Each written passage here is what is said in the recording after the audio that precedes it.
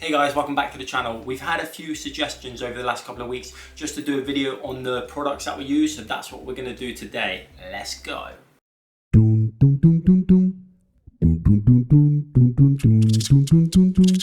Okay, so we're just going to take you through step by step with all the products that we use from start to finish on your project. And just to let you know guys, well, this isn't scripted. We've just decided to do this today because we've had a lot of suggestions. We've got all the products in front of us and we're just going to reel them off. So yeah, let's go. So first things first, before you start doing anything with your project, you start by cleaning it. We prefer to use sugar soap. It literally removes all the dirt and grime off the unit. Even though it looks clean, always clean it because you'll be surprised of how much dirt comes off to it anyway. You need to clean your furniture anyway before you do anything. If you don't clean, the paint won't stick, it'll clog up your sandpaper and all that kind of stuff. So it's like one of the most important steps. So yeah, there's loads of products out there you can use as well, and just get something that's really like deep cleaning or like a degreaser you need. We'll leave a link in the description of all the products we're talking about as well. If you want to go and buy them, feel free and go and do some shopping. We'll get a little bit of money as well because we'll leave links and their affiliate links, so we'll make a couple of p off each one. Yeah, as we always say, preparation is key. So start off with cleaning your project. Okay, so after cleaning, obviously, we need to sand down. We just buy this sandpaper. It's pretty cheap. It's a multi-pack. So it's got 40, 80, 120 and 80 in it. It's a couple of quid. It's not expensive at all. So we use that for sanding down by hand inside. And then we do have an electric sander as well. It's just a cheap electric sander. It's not very expensive. We only use this outside, and we buy the same sandpaper for this, obviously with the Velcro on the back. So yeah, that's what we use for sanding. So after you've sanded your project, you hoover it down and you clean it again. Yeah, I would just use like warm soapy water probably, or just like a warm, doesn't need to be warm, I don't know why I'm saying warm. I would just use a damp cloth, like Chantal said, give it a good vacuum and just clean it with a damp cloth. Okay, so if your project has any holes or damage that need to be filled, we use polycell filler. This is a white filler. We also have a brown wood filler. That's basically if you need to fill something in the wood that you're not going to paint over. This is stainable.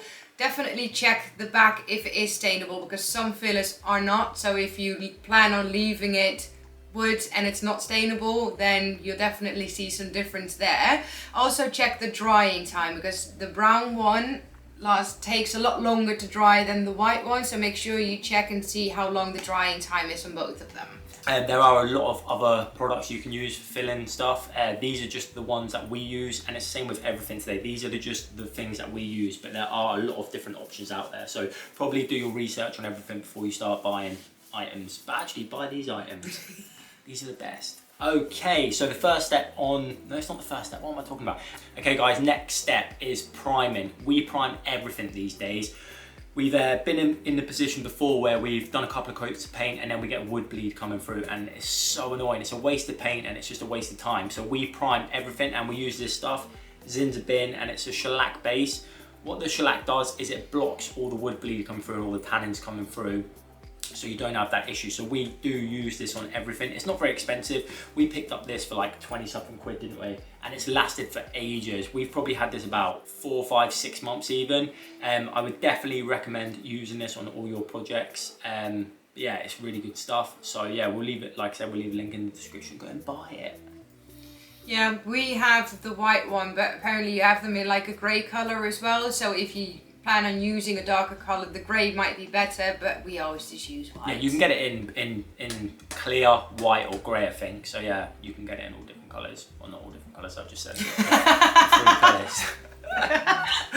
Alright, anyway, on to the next one. So we're going over to the brushes. We have tried loads of different brushes, from cheap to very expensive. The cheap ones we mainly use for priming, but to be fair, because they're so cheap, they lose their hairs, they get stuck in your primer, so we kind of like bin them ones because they're just not very effective to use. So right now we are using Access brushes. They're quite nice to work with, to be fair. Like, I've got one that I always use for priming, and then we have a few that we use for painting. We've also tried like Annie Sloan brushes. Yeah. And we don't like them. No. We don't like using Not the Annie at Sloan all. brushes. We prefer the Access ones. There are a lot of different brushes out there again, like I know Zebra do really good brushes. We've never used them. You can't buy them in Jersey, and we can't order them online either. We've tried ordering them to the Channel Islands a couple of times, but we can't. So like we said, there are a lot of different brushes out there, but the Access ones are definitely our favourite to use. We also had a brush called, was it the Klingon brush? Yeah, Klingon. The Klingon brush that we bought from our local paint supply. That was really good. Not sure where that is at the minute, to be fair though, somewhere. I think it's soaking somewhere. It's hiding away. We prefer to use brushes, basically because it uses a lot less paint. We've tried rolling everything a few times, but we just noticed that we just use a lot more paint, and when you brush it, like, your paint lasts like twice as long. Some people are quite worried that when you brush everything that you see brush strokes when you finish. Frenchic, the paint that we use, has a self-leveling in it. That's not all of it, only certain ranges have it in. Yeah, so self-leveling, so when it dries up you don't see any brush strokes whatsoever, so you can use your brush and don't worry about brush strokes. Yeah, we do use a roller occasionally for priming and stuff. But yeah, we just prefer to use a brush because it just saves on paint. Like we did a test once. We actually used a roller on a project and a brush on a project. We basically used like a whole tin of paint on one project when we were using a roller, and when we used a brush, we didn't even use half of a tin.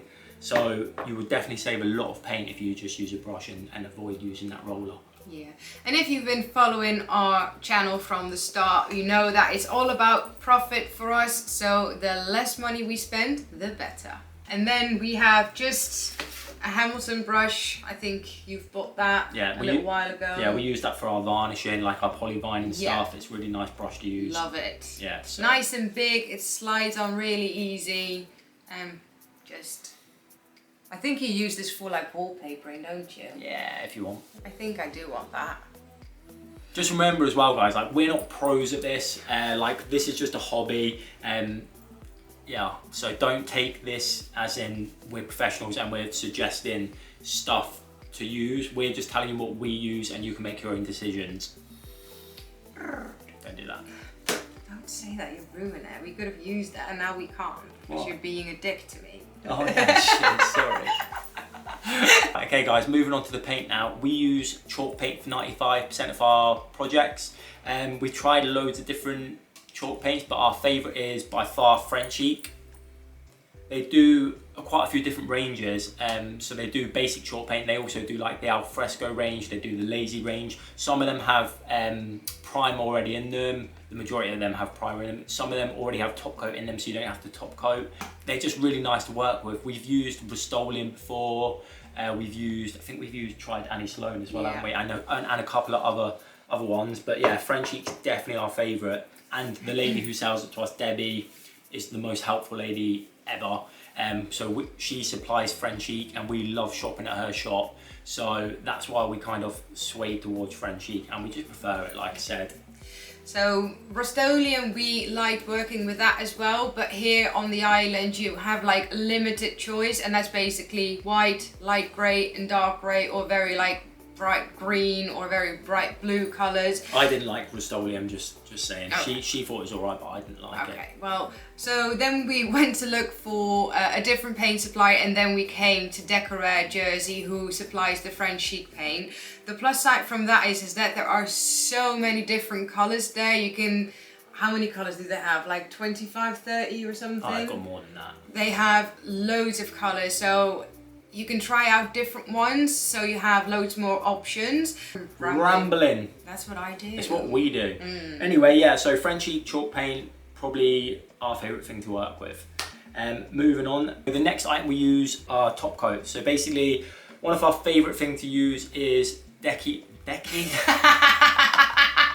One of our favourite things to use is Polyvine Decorator's Varnish, and we always use Dead Flat, which is like a matte finish. Again, it's so easy to use and so easy, like it's literally like putting on water. It's just really nice to use, and it's very durable as well. What do you reckon? I like it. At first I didn't like it because It bubbles up a little bit sometimes, but that's just it, like... That's the process it takes. Exactly. Like it might bubble up, like there looks like there's little bubbles in it, little air bubbles, but as soon as it dries, they kind of disappear. So there's no issues with using that. What we do with a lot of our projects as well, so we'll use this and something that's going to get very heavy wear and tear kind of thing, we'll put some wax on it. So we'll normally put clear wax, which we've got Rust-Oleum finishing wax. It's just like a white liming wax. It's really good stuff. And we also have frenchic finishing wax. This stuff's really good. This is like a grey colour. And if you sand the wood grain down, this goes into all the grain and it kind of makes the grain pop a little bit, which is really nice. And again, the waxes are really easy to use. It's literally like butter, isn't it? Like put a bit on a lint-free cloth, rub it in with the wood grain. With the wood grain, and then you'll rub the excess off, and then give it a good buff, and yeah, that's it done. Probably like 2 to 3 coats we normally do. But yeah, this stuff really good. We've also got some other waxes, like we've got some like brown, like antique wax. When we're trying to make something look old, that's just like really old wax. There's not really much left in that, to be fair. We need to get some more. But yeah, waxes are really good to use, and like I said, really easy to use. So they're the top coats we use. And again, there are so many more options out there. Just do some research before you buy.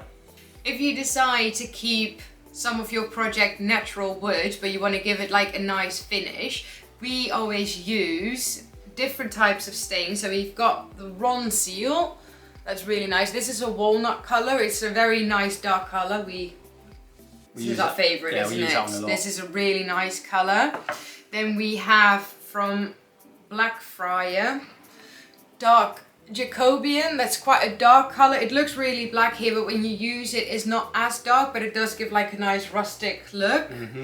And then this is a satin finish. You have satin, matte, and gloss as well. And this is an oak. This is quite a lighter color. We've used it once or twice, but we prefer the more darker colors. And we prefer using matte finishes. Like satin gives it a little shimmer, and then obviously gloss is a glossy finish. We're not keen on glossy finishes. Definitely we recommend matte, but it's entirely up to you what you choose. Always read the back of the tin, because every stain is different. Some of them you have to like rub off, some of them you have to let dry for a few hours, so always make sure that you read it, because we've had a few times that we were like rubbing off and it's like, I don't think you're supposed to do that. Yeah, the first time we used this one here, the Ronseal one, because we've used stains in the past, and what you do is you rub them on and literally wipe it off, and then that's it, done. But some of them, which we didn't know, well we did know, but we didn't know about this one, is literally you literally brush it on and you leave it on. I started rubbing it off one day and I was like, what is going on? And it was just everywhere, and it's yeah, so read the back. There's also a lot of other things you can use on wood, like we sometimes use linseed oil. It just makes the wood grain pop. Like we'll sand it down, rub a little bit of this on, and yeah, just brings that wood grain out. But again, there's loads of different stuff you can use, but yeah, just do your research. Okay, so that's the majority of the products we use. We also have a few tools that we use, obviously, like tape measures, screwdrivers, frog tape, scrapers, frog tape. Oh yeah, we use frog tape as well. Where's frog tape? Sorry guys, obviously not very well prepared. Yeah, so we use frog tape as well for taping stuff up. This stuff's really good. You get really minimal leakage, like paint leakage or bleeding, whatever you want to call it. So yeah, if you're going to use some tape, I would recommend using this. So like I was saying, we use a few other tools, screwdrivers, you know the score, like all that kind of stuff. But that's just standard. We're not going to start pulling all our tools out. We don't really use any power tools. We've got a drill that we sometimes use, and I think that's pretty much it. Yeah. So yeah, basically that's all the stuff we use. Okay guys, so that's all the products we use. Like I said at the start of the video, this is just a spare of the moment video. A few people have asked us to do it, so we just thought this evening, well, let's get it done.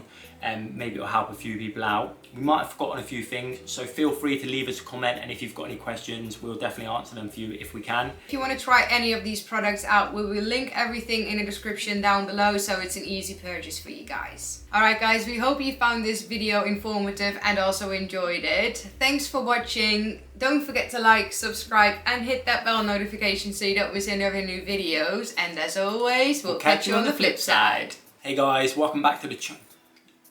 Hey guys, welcome back to the channel. That is very loud. Let's go again. Yeah. Cool. talk. What else is new?